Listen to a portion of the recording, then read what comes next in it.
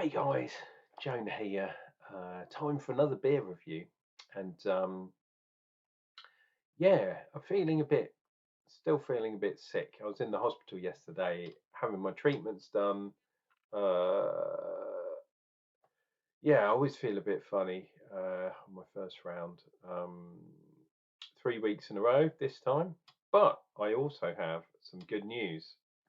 So, if you remember, I put my name forward for the Kent Tasting Panel chairperson, just the chair.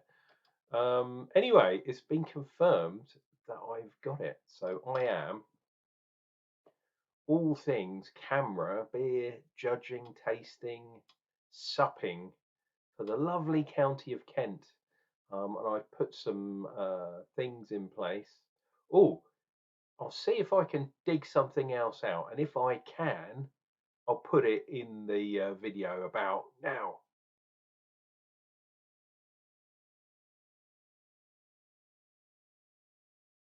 So there you go. So it's kind of official. Yeah, cool, eh? And I need to start arranging things. And it happened on the week when I started my cancer treatments again. So I'm feeling pretty rough. But anyway, time for a beer. We are going to do another one, I should say, from the Polish beer even. Have you ever noticed Polish and Polish are the same? Mr. Sheen and all that stuff. Right, we are doing one. Oh no, we're not. We're this guy here, Richard. He apparently is the guy that wrote this article. And it's not really an article, it's a question and answer from these guys, Browar Nepomucen, something like that. And it is a 4-page, well, 3-page, that big thing about their brewery. They've been brewing since, I think it's 2016, something like that. So under 10 years, but not too far under, sort of 8 years running. And they're kind of coming up on the beer scene. And this is the first of two beers that are in the box. And this one is Crazy Lines, hashtag number 33. And this one is actually called Micro Lines, which is Citra Simcoe Centennial Micro IPA. So Micro is I guess their form of session IPA. Because look at that, 3.4%. That is not an IPA by any means in my book. And we have got to try and work out what is going on here because it all looks like it's Polish. Well, it's a 330. We've got a few months left on that bad boy. There we go. There's the English one. Barley. We've got oat in there. We've got wheat in there too. Nas biscuits. And yeah, we've got some craziness in there. Store between 8 and 10, all that kind of nonsense. So Citra Simcoe Centennial Micro. On the notes that I've got in my Beer 52 box, it says HBC 630 as well, whatever that means. But yeah, this is a sessionable beer that I thought, I've just had like literally poison injected into my system. So I'll do a mellow one for the first time back. And there is another Nepo beer in the box, so I'll try and double up and have that one tomorrow. Right, let's get this bad boy open. Oh, another thing that happened while I'm pouring this beer is, do you remember I got that double bubble in my Beer 52 box? And one of their things is they say we'll never give you the same beer twice. So I actually got an apology from them, believe it or not. And they said it was a problem with their shipping department, and they blamed them for putting two beers twice.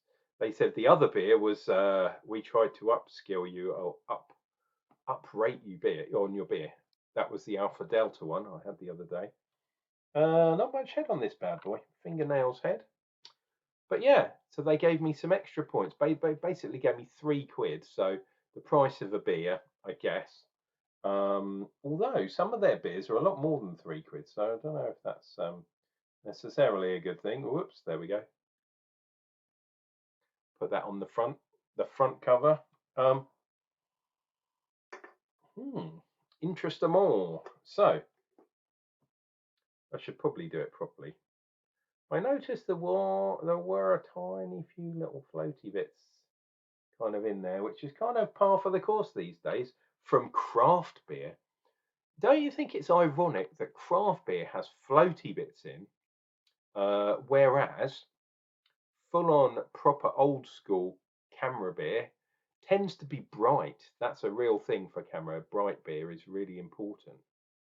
And you could say, oh, it's filtering out stuff that's natural, etc., etc. Or you could say it's a quality control thing. Again, the debate. You can have multiple debates when you're drinking beer. And I should probably drink some of this. Anyway, it looks pretty good. Hazy, definitely. Not quite cloudy. That head's more or less gone. Getting a lot of citrus, but it's really light. Maybe pineapple, maybe some derivative of orange.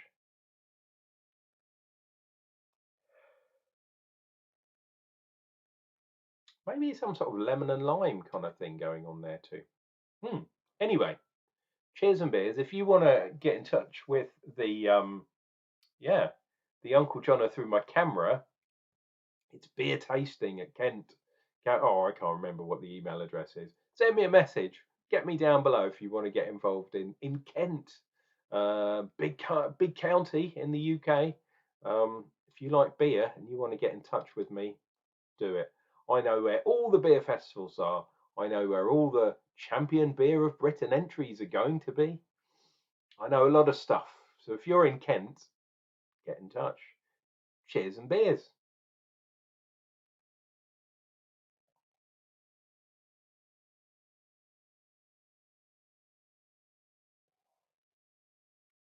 Whoa.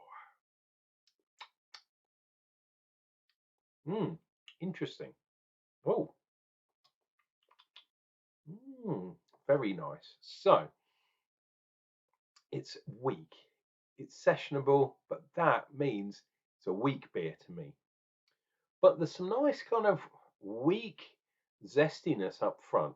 So it's kind of enough to perk your taste buds up, but not a full slap in the face with a wet kipper. But then after you swallow, there's a bit of that creaminess hanging around from the oats. And there's something in there. I would say I guess it's coming from the Citra.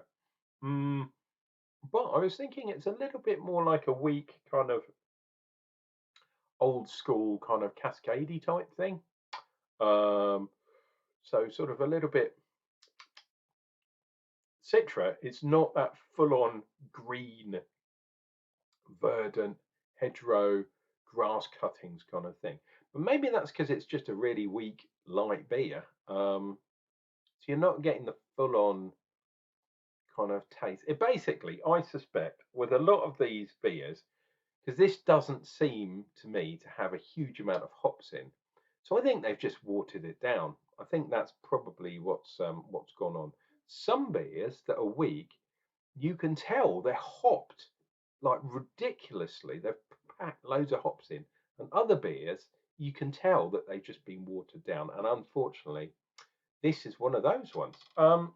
It's not a bad beer. It's just a bit too watery, in my opinion. Wow, look at that. There's some sort of is that Cthulhu coming out of the beer there, or is that some sort of octopus hanging around in the beer watch, the foam watch, I should say. I don't think Chris Packham would get involved with beer watch or head watch or whatever. What do we call it? Foam watch. Foam watch.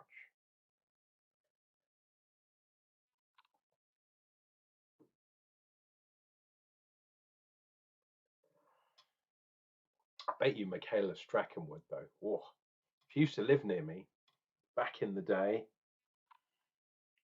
Wow, look at that. That's some funky thing there. And then the other side, sort of weird. Oh, it's like a thistle. There you go. Can you see that? Sort of thistle growing out of the head. Really, really interesting. There is quite a thick line as well going across the middle of the glass, which is always good in my opinion. Uh, does it make up for the fact that essentially this beer is quite piss weak? Probably not. Uh, this would be a very good entry to someone that's not. How can I say this without being arrogant? I won't, because I'm the Kent beer champion of them all. Um, someone that's not used to either craft beer or hoppy beer, you could give them this, they'll knock it back really quickly. It won't affect them, but they'll get a few of the tastes, and they'll just say, "Oh, that's a bit watery." um, the mouthfeel is really watery, I have to say. Even though the oats in there, they're giving it this creaminess, but it's just a bit meh. I bet you this beer costs like quite a lot as well, because it's some sort of special craft nonsense, crazy micro lines of doom. There we go. Oh, it's Centennial. There we go. That is what that taste was. Very watered down. I was thinking Cascade for some unknown reason, but Centennial is related to Cascade, believe it or not. So that's what that taste is.